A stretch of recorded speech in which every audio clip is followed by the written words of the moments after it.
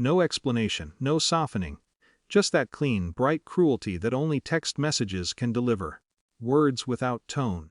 Rejection without the discomfort of eye contact. For a long time, I stared at the screen, waiting for the rest of it to load. As if kindness were simply buffering. Nothing came. What hurt wasn't the exclusion itself. It was how administrative it felt, like I'd been removed from a mailing list. Like my absence had already been processed, approved, archived. I typed 3 different replies, deleted all of them. There's a peculiar dignity in silence, though it doesn't feel like dignity at first. It feels like swallowing something sharp, it feels like losing. By evening, I'd booked a small coastal rental. 1 week, nothing dramatic, just distance measured in geography instead of tension. Packing was oddly peaceful. Clothes folded with mechanical precision. No sentimental wandering, no pausing over photographs. I moved like someone handling logistics rather than grief. That was the first shift, though I didn't recognize it then. People imagine self-respect as loud, defiant, cinematic. Mostly it's quiet and deeply uninteresting to anyone else. The sea was indifferent to my situation, which I appreciated. Waves performed their ancient repetition. The cafe near the shore served mediocre coffee with unwavering consistency. No one knew me. No one expected anything. For the first time in months, my thoughts stopped circling like trapped insects. I slept. On the morning of the wedding, I woke without ceremony. No dramatic heaviness, no symbolic weather, just sunlight pushing through thin curtains. I walked to the cafe, ordered coffee, sat facing the water, and then my phone began to vibrate. Once, twice. Again I ignored it at first. Spam calls are relentless these days. My generation's telephones ring mostly with strangers selling fear or insurance. But it didn't stop. When I finally turned the screen over, there were already 17 missed calls. All from him. The number climbed while I watched. 23. 31.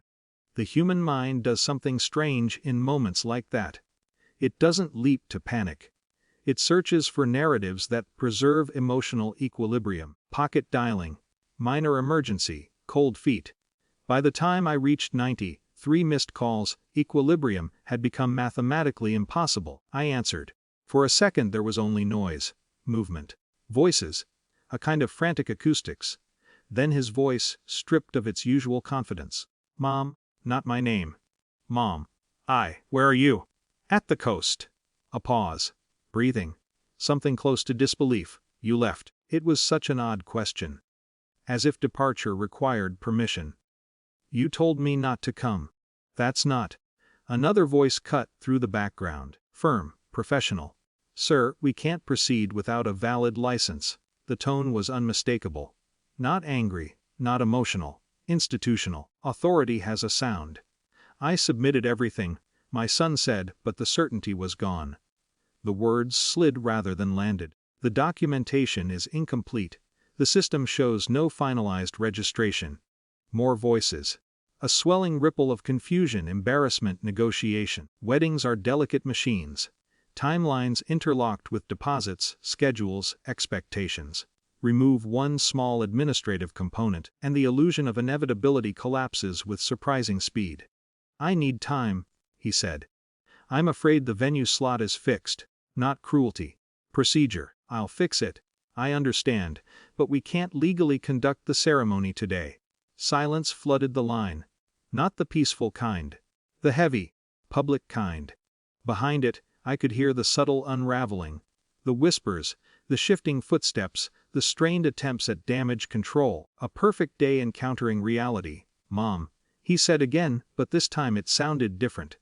Smaller, less certain of its audience. I waited. There are moments when speaking too soon becomes a kind of theft.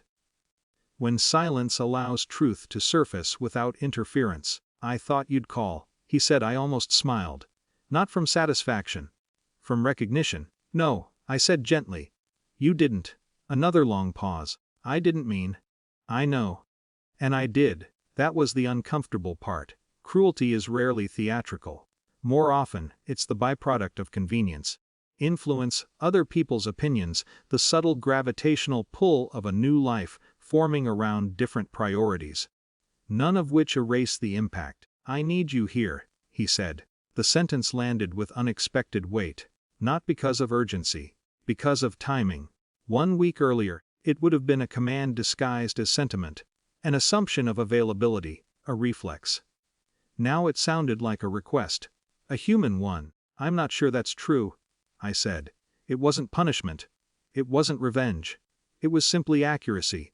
More voices rose in the background, logistics replacing romance, plans reorganizing themselves around consequence. "I'll call you later," he said. "I'll be here." And I meant that too, just not in the way he once assumed. When the line went quiet, the sea continued its indifferent rhythm.